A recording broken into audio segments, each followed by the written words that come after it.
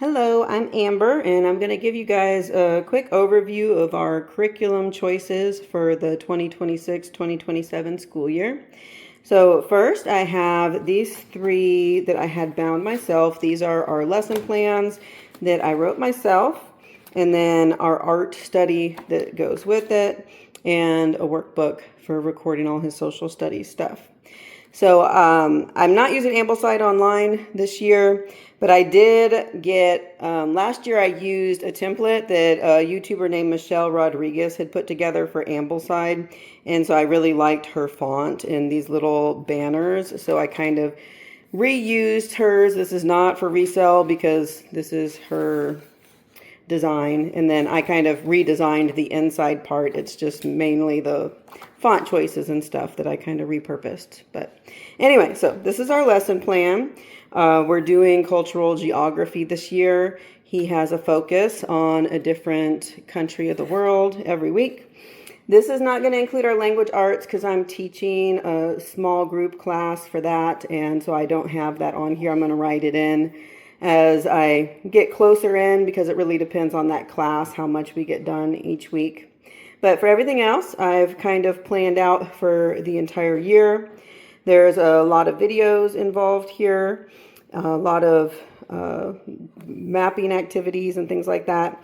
And then I also have in here his pieces for music study. We are not following Ambleside exactly. I'm doing a little bit of this, a little bit of that, because he is in piano lessons, and I have a list of listening from his piano teacher that we're trying to incorporate some of that. And then all of those I've saved in a YouTube playlist for him. So all of his music study, his geography videos, his science videos are all saved already on YouTube, so they'll be easier to find during the year. And so just to give you a little bit more of an overview, I've pretty much tried to be as comprehensive as I can. I don't expect that we'll probably finish everything on the checklist, but I always over-plan because we always get more done if I plan more than if I plan less, and then we'll do less. So there's that. Same format every week. Right here is our art portfolio. It has our three artists, Hokusai, Hiroshige, and I don't know how to pronounce this, Nama Machirai. I don't know, I'm going to have to look that up before we start that. But he's an Australian, a native Australian. And so I have for each of them, there's a biography and picture study questions for each artist.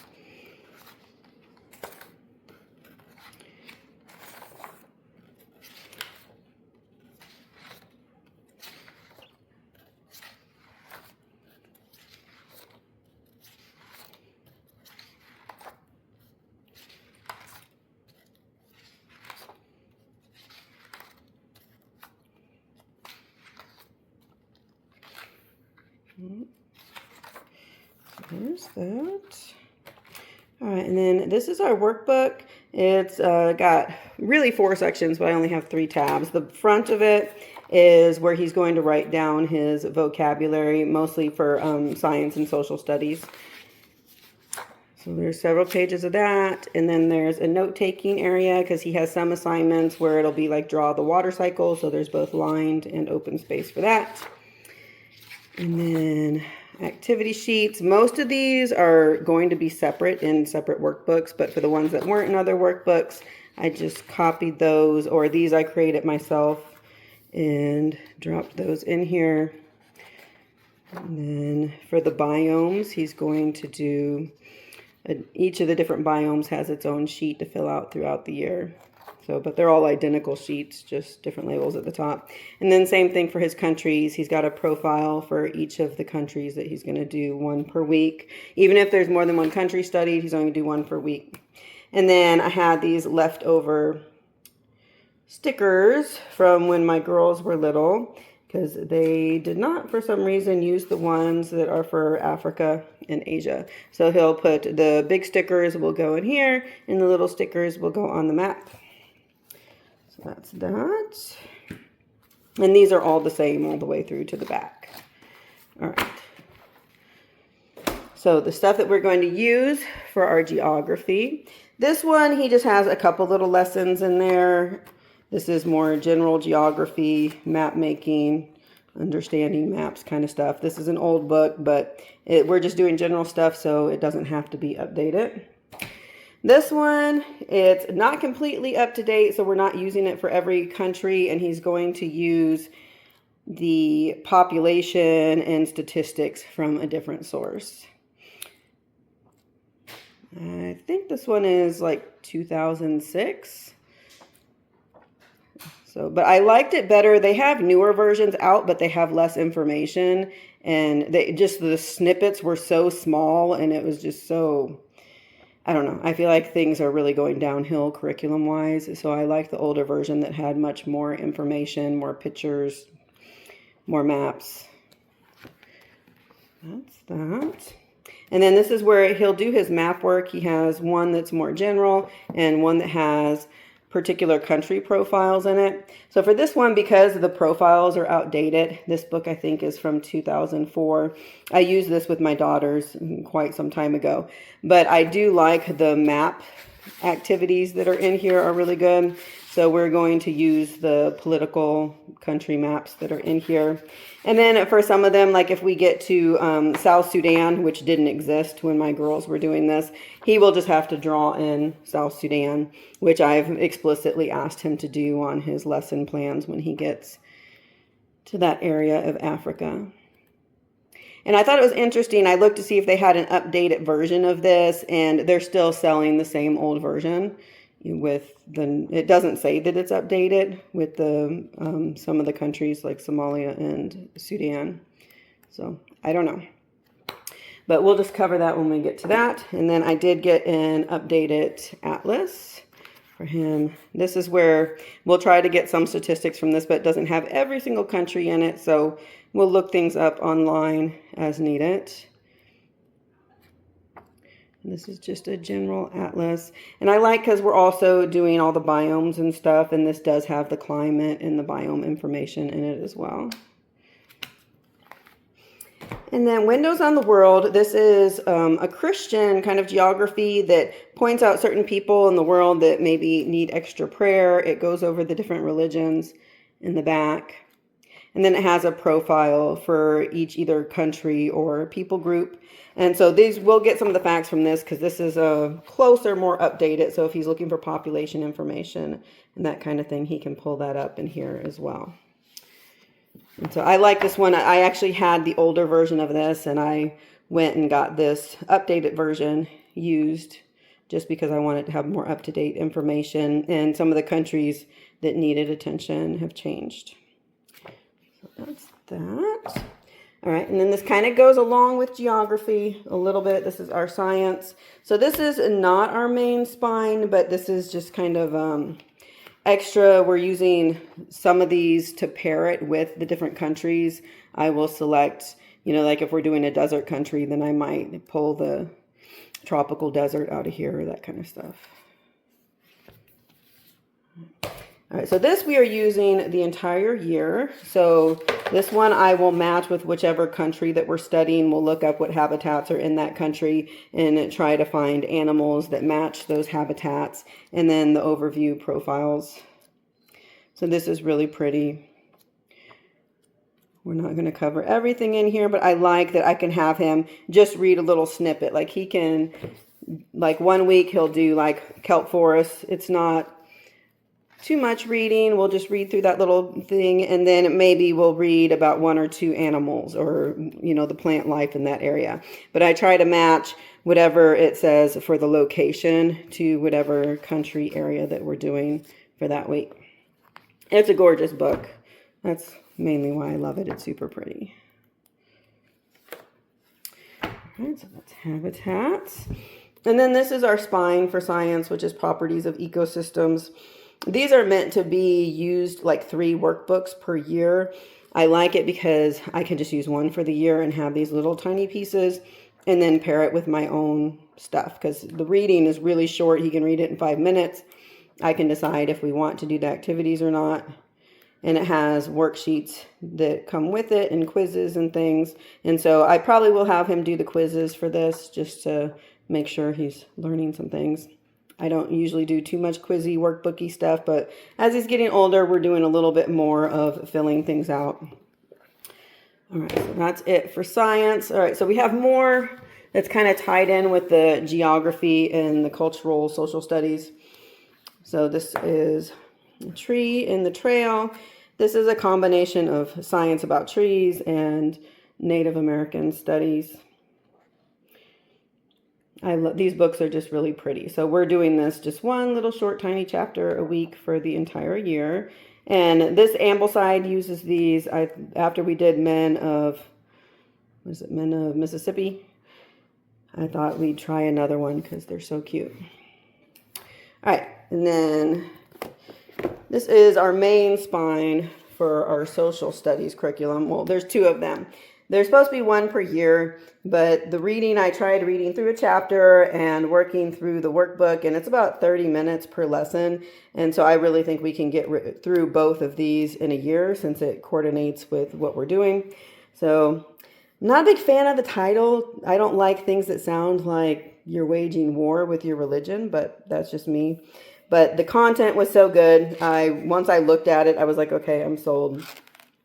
They are really beautifully made, well done, and the writing is from the chapters that I've read is well done. It seems very respectful of other people's cultures. So other than the title, it seems like it's fine. And I like these because it, excuse me, it tells a lot about the missionary stories without having to read an entire chapter book about a single missionary. It kind of gives an overview while giving the historical context and the culture and bringing you up to what's going on in those countries in modern times. It's just so pretty. Very well done. And then it has a workbook.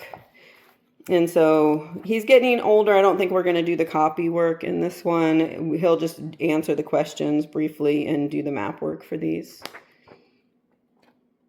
So that's Asia. And same thing for Africa.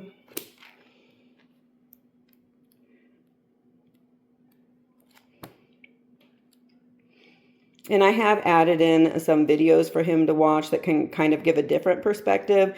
Like I have a video that's in Nepal where they're discussing how the people are upset that they feel that they're losing some of their culture and some of their traditions by so many people being converted to Christianity. And so we'll be able to discuss the balance between people spreading the gospel or the spread of religion and maintaining people's cultural identities. But yeah, these are so nice. Just beautiful. And this also discusses all the religions, the native religions, and transitions over time. As you can see, this goes all the way back to ancient Egypt. So part Bible, part history, part geography. These are outdated, but they're so beautiful. I got them anyway.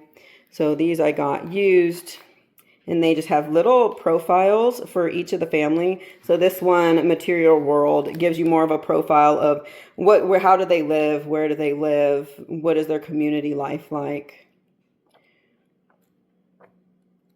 So this is from the 90s, so not super up to date, but I still think it gives a good context for what normal life has been like and what traditions and things they keep up with.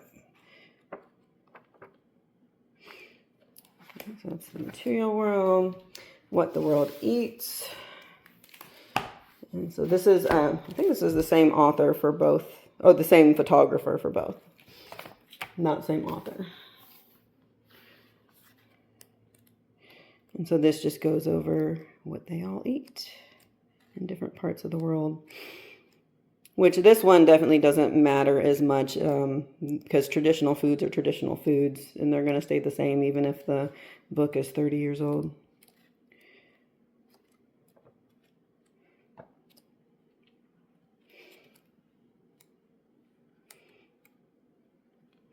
And it gives an idea of what their climate, how that affects what they're eating, what their terrain looks like. We're going to do cover farming a little bit, terrace farming.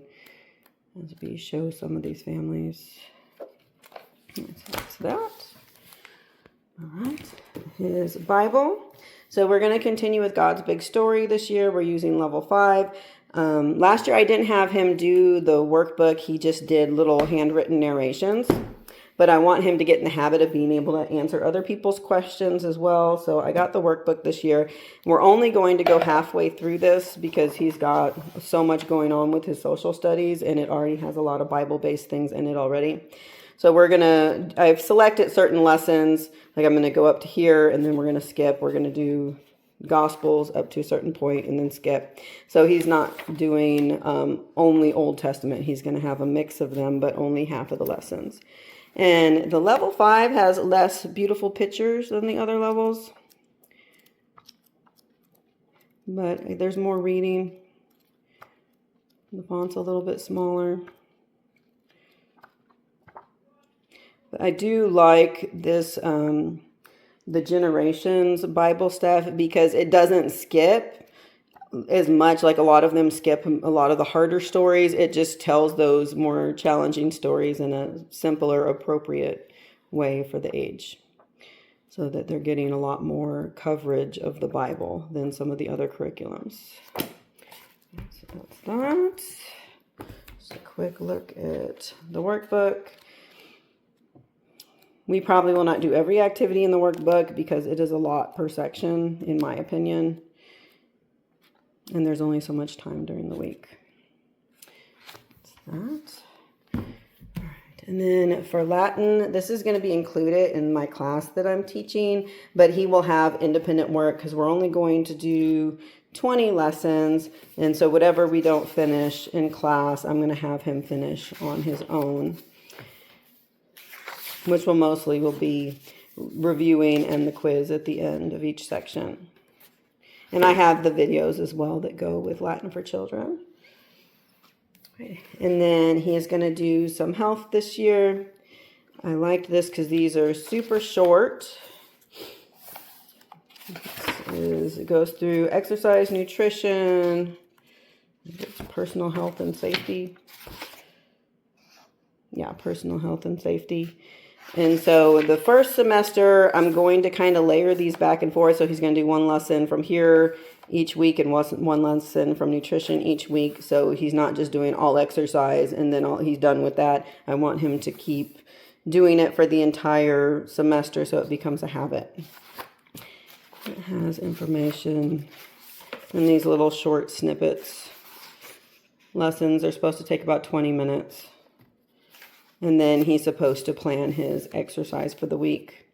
And I liked also, we did not finish our health unit that we were doing, the human body unit from last year. So this will give him some review of the things that we missed.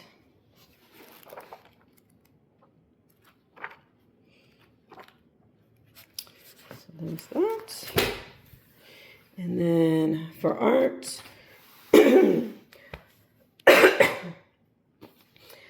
all right, we have a watercolor set. This is his watercolor set, and I'm probably going to get another separate one for me because I'm going to try to do these with him. And then we got this watercolor with me in the forest, and we'll try to do just one lesson per week. I like that it has the drawn outline, so even if you don't know how to draw, you have a starting place to work on your project. And I like that they have an example of what it's supposed to look like when you're done.